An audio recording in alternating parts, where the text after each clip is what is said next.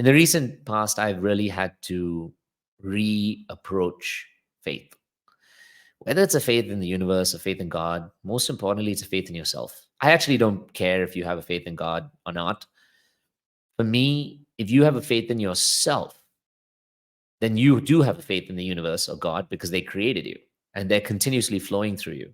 So, whichever way you need to do it, the faith is the important element to have. The faith that things will work out, the faith to give yourself permission to rest, the faith to give yourself permission to sit back a little more, to be present, the faith that helps you spend more time with your kids, with your wife, with your husband, the faith that gets you to be kinder on yourself, to be more compassionate, that gets you to have your goals and your dreams, yes, but also that gets you to enjoy the journey along the way.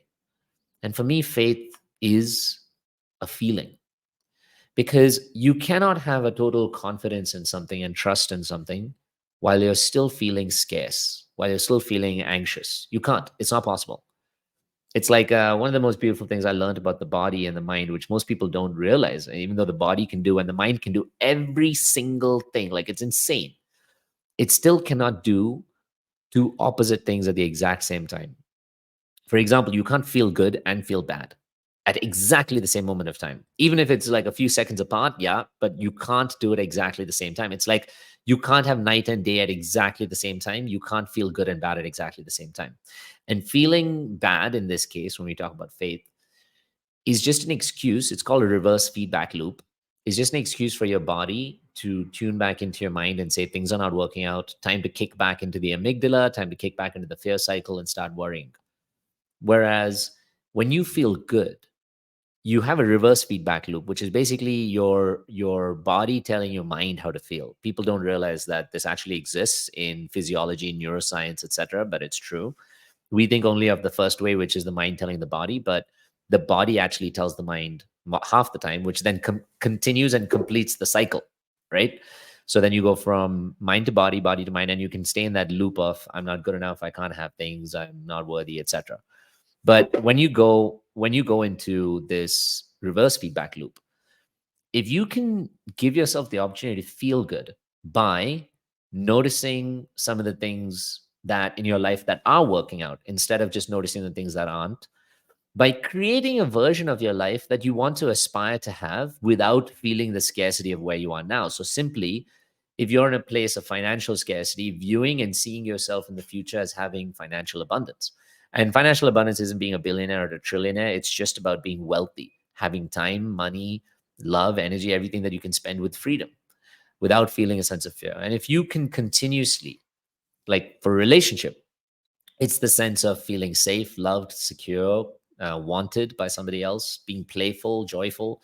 If you can write all of these things down, and if you can give yourself permission by practicing, of course, because it's not going to come easy. We're so attached to our wounded present circumstance that to tap into a future circumstance which is better is very hard.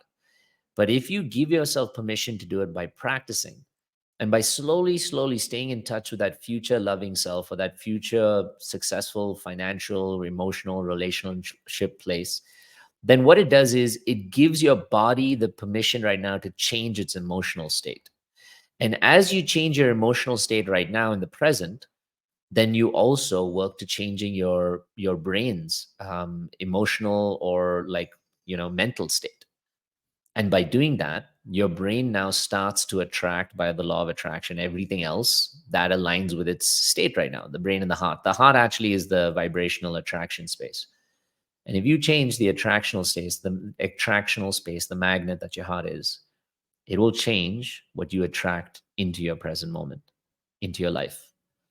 So, I'm going to end this right now by saying the fact that you were born was the fact that something had faith in you, whether it was God, the universe, whether it was your mom, your parents, something had faith in you.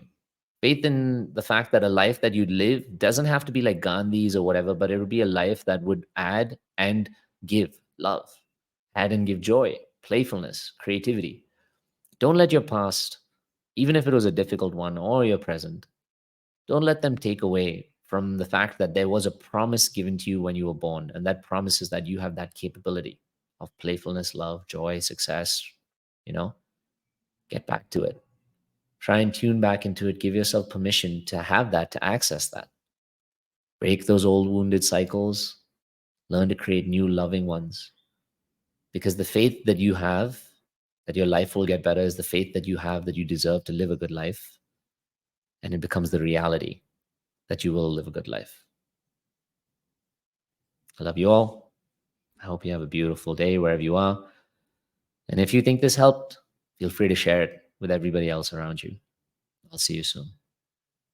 Are you hurting from shame, loneliness, toxic relationships? Do you want to break that pattern and create a beautiful, loving life for yourself? Well, my name is Yats, and I'm an inner work and relationship guru. And I have helped thousands of women and men from all around the world learn to become their best selves and have the lives that they truly want and desire. This channel was designed for you to be able to heal those old wounds, be able to become and elevate your best self, and to you to love your life really that you have right now. And I offer an 8-week program called the GAUNTLET, which takes you on this amazing journey of healing those wounds. And I also offer in-person live retreats all around the world where you can access that same level of healing and empowerment. I want you to do something for you today. I want you to watch some of these videos. And if these videos hit close to home, they resonate with you and they're giving you some inspiration, then I want you to subscribe and share it with somebody else who needs it. These videos aren't just for someone to consume. They're meant to inspire people to take action. And if you want to take action in your own life, jump in the comments, watch the videos, send me a DM at The Inner Yats on Instagram, and I'll see you in the next video.